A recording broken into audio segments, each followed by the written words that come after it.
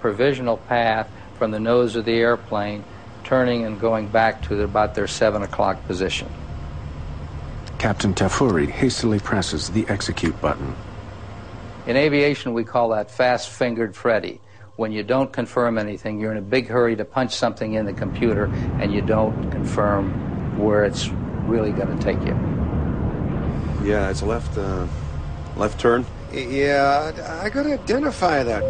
No, Unfortunately, the crew does not know that R stands for another fix that is 132 miles away behind them at about their 7 o'clock position, and that's where the airplane starts to go to.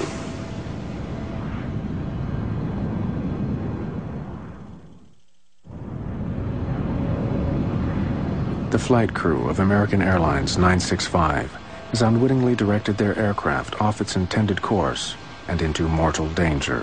Where are we? The plane was simply doing what it was programmed to do.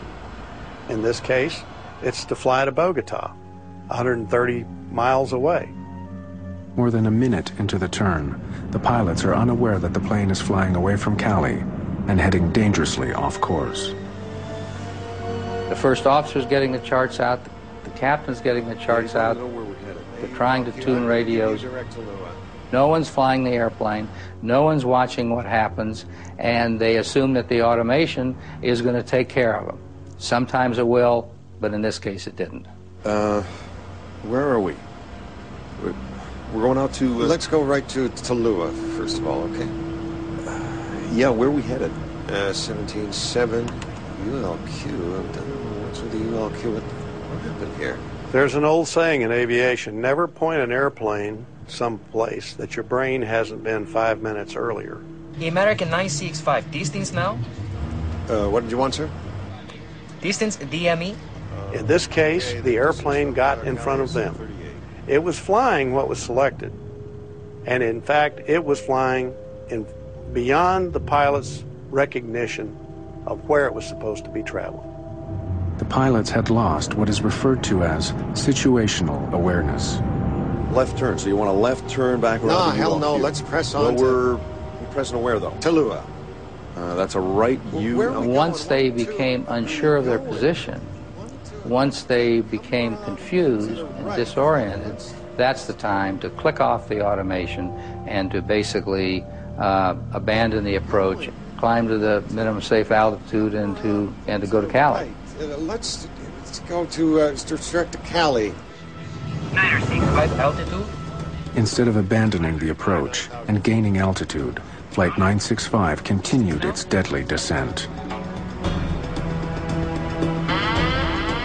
When the warning sounded that the plane was about to crash into the ground, First Officer Williams disengaged the autopilot within 1 second, but forgot to retract the speed brakes, which had been deployed earlier. 965, this is Cali approach. Can you hear me?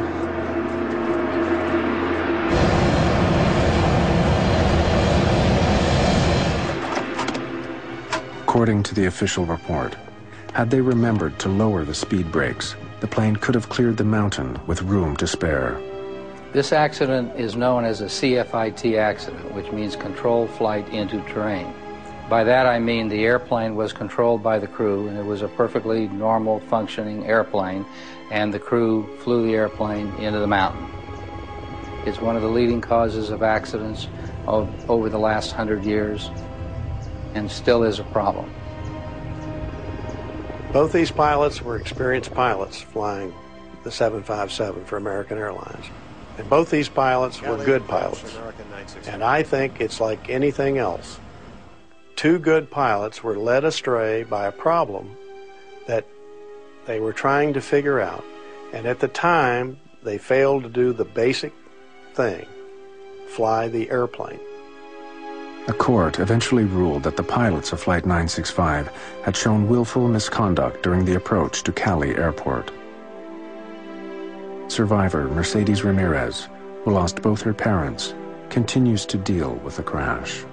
I think this was a classic textbook case of everything you should not do when flying a plane. hopefully it's a wake-up call to pilots that no matter how many times you've flown to a city, you just have to be alert and aware, because every little move that you make, you have the lives of people in your hands.